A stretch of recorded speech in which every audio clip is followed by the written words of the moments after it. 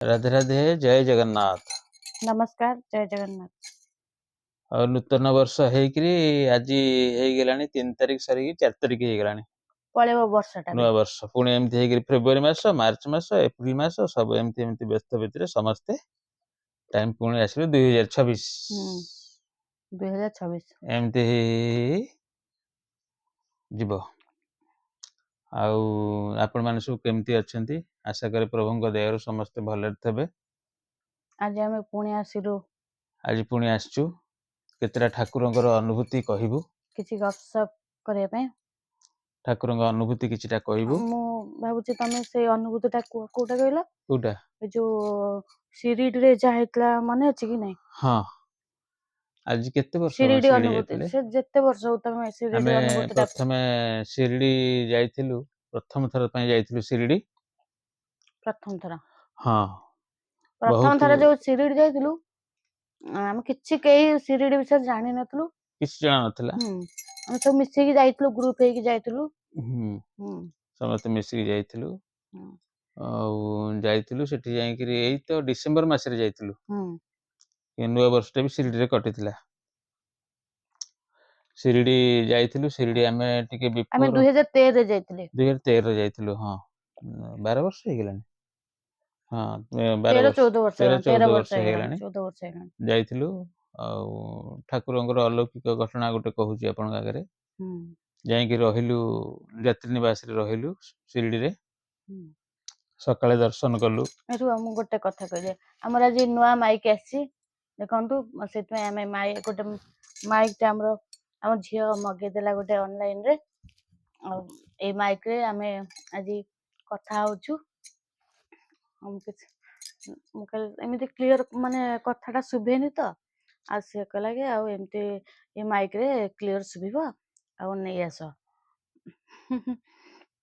ଚାଲ ଯାଇଥିଲୁ ଶିରଡି ଦର୍ଶନ କରିବାକୁ ଗଲୁ ପ୍ରଥମ ଦିନ ଗଲୁ ଦର୍ଶନ କରିକି ସମସ୍ତେ ଆସିଲୁ ସନ୍ଧ୍ୟାବେଳେ ବି ଦର୍ଶନ କଲୁ ଦର୍ଶନ କରିକି ଆସିଲୁ ଯୋଉ ଦିନ 28 ତାରିଖ ନ୍ୟू ଇୟର 31 ପୂର୍ବ 30 ତାରିଖ ଦିନ ମୁଁ କହିଲି ଆଜି ଟିକେ ଫାଙ୍କା ଅଛି ସନ୍ଧ୍ୟା ବେଳକୁ ମୁଁ କଣ କଲି ସନ୍ଧ୍ୟା ବେଳକୁ ପ୍ରୋଗ୍ରାମ କରିଦେଲି ଯେ ଭୋରୁ ଭୋରୁ ଯିବି ବାବାଙ୍କ ନ୍ୟୁ ଇୟର ଦିନ ନ୍ୟू ଇୟର ଦିନ ନୁହେଁ ହଁ ଆଉ ଆମେ ରାତିରେ ଯାଇକି ପହଞ୍ଚିଲେ ହଉଛି ଡିସେମ୍ବର ରେ ନା ହଁ ନ୍ୟू ଇୟର ଦିନ ବୋଧେ ହଁ ନ୍ୟୁ ଇୟର ଦିନ ସକାଳ ନ୍ୟୁ ଇୟର ଦିନ ଏମାନେ କହିଲି ଦିନ ମାନେ ଏମାନେ ସବୁ ବୁଲିକି ଥକି ଯାଇଥିଲେ ସେଠୁ ମୁଁ କହିଲି ତମେ ଯିବ ନା ଆମେ କେହି ଯିବନୁ ସେଠୁ ମୁଁ କଣ କଲି ରାତି ସକାଳର ଆଳତି ଦେଖିବି ବୋଲି ରାତିରୁ ବହୁତ ଲମ୍ବା ଲାଇନ ତ ଆମେ ତ ରାତି 8ଟାରେ ପହଞ୍ଚିଲେ ନା ହଁ ଆଉ ରାତିରେ ଗଲୁନି ନିଦ ହେଇଗଲା ଜୋର ନିଦ ହେଇଗଲା ସେଠୁ ମୁଁ ଗଲି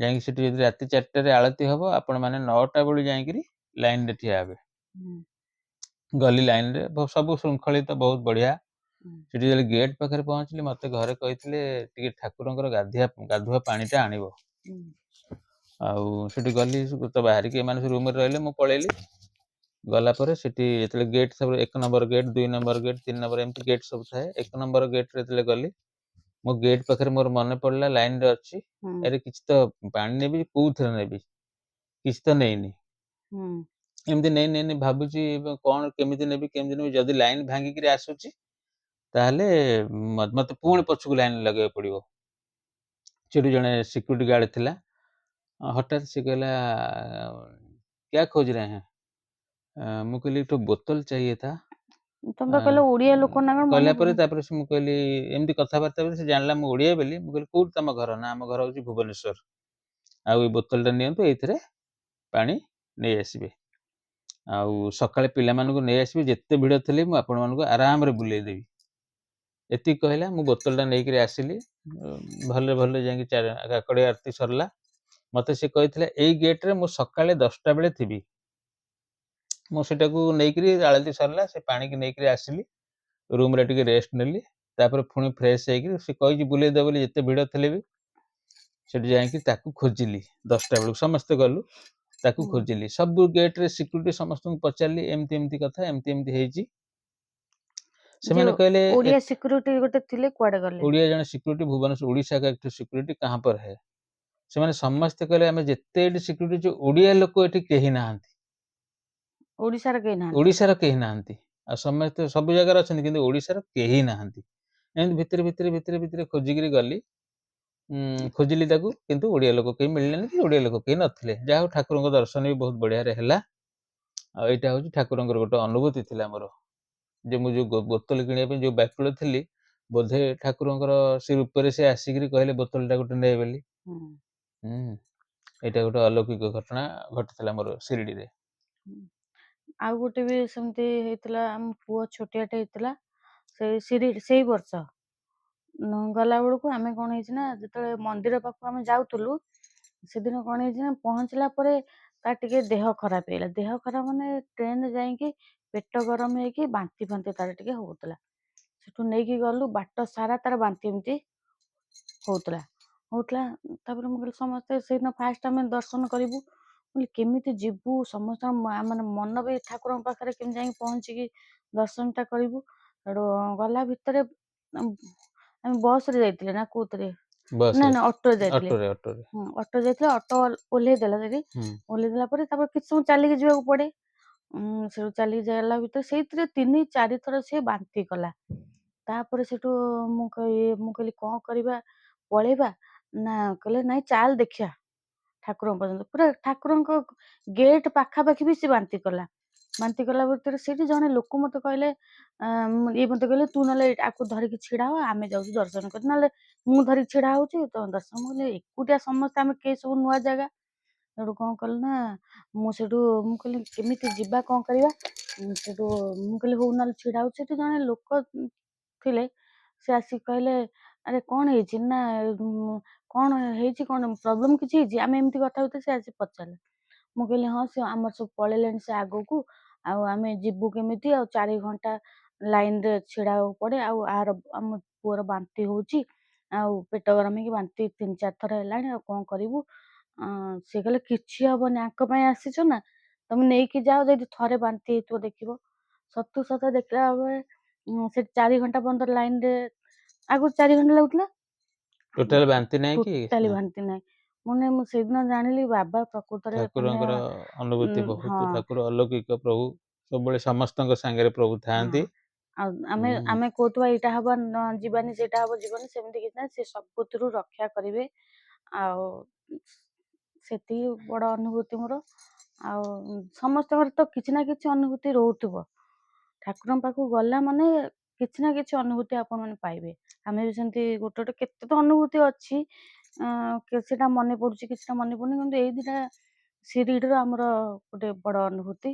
ଆଉ ସେଥିପାଇଁ ମୁଁ ଜାଣିଛି ଦେହ ଖରାପ ହେଲେ ବି ସେଠିକି ଗଲେ ବି ତମେ ଠାକୁର ଦର୍ଶନଟି ପାଇବେ ନିଶ୍ଚିନ୍ତ। ସେ ଏମିତି ଆଉ ଯାହା ହଉ ଭଲରେ ଦର୍ଶନ ବି କରିଲୁ। ଆଉ ଏମିତି ନାହିଁ ଯେ ବାବାଙ୍କ ପାଖକୁ ଯିଏ ବି ଗଲେ ବଢିଆ ସେ ଦର୍ଶନଟି କିନ୍ତୁ ହୁଏ। ସବୁ ଭଲ ଭଲ ପ୍ରଭୁଙ୍କ ପାଖକୁ ଦର୍ଶନ ବଢିଆ ହବ, ମାନେ ଥକାନ ଲାଗିବନି। 4 ଘଣ୍ଟା ସେ ଭିତରେ କୋଉ ପଟେ ପଳେଇବ ଜଣା ହିଁ ପଡିବନି।